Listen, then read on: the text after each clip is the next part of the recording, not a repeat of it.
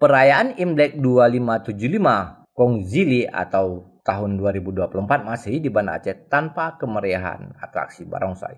Keputusan tersebut diambil oleh warga keturunan Tionghoa yang menetap di Banda Aceh demi menjaga netralitas jelang pemilihan umum tahun 2024. Ketua Vihara Dharma Bakti Yuswar menjelaskan Imlek tahun ini merupakan tahun Shio Naga unsur kayu yang melambangkan kemakmuran, keagungan, dan kedamaian.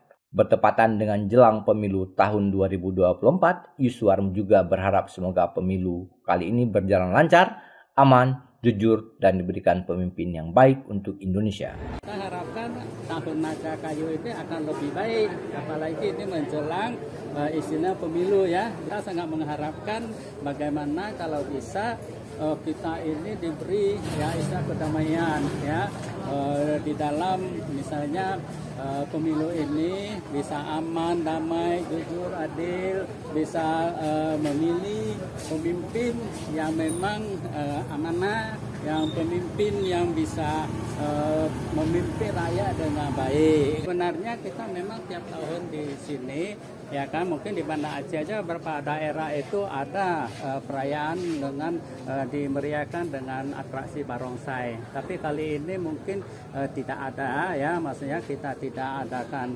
barongsai mengingat karena kita menghargai dan mendukung pemilu ini supaya berjalan dengan aman ya, tidak ada hal-hal yang ya bisa misalnya orang ambil kesempatan misalnya soalnya kalau udah main barongsai itu ramai ya, ramai sehingga bisa saja mungkin ada orang yang mengambil momennya ini ya untuk berbuat tidak baik atau apa. Jadi kita hindarin itu.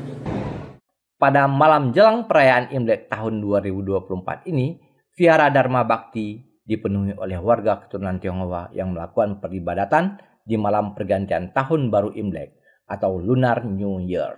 Dari Banda Aceh, Lala Nurmala melaporkan untuk Puja TV Aceh.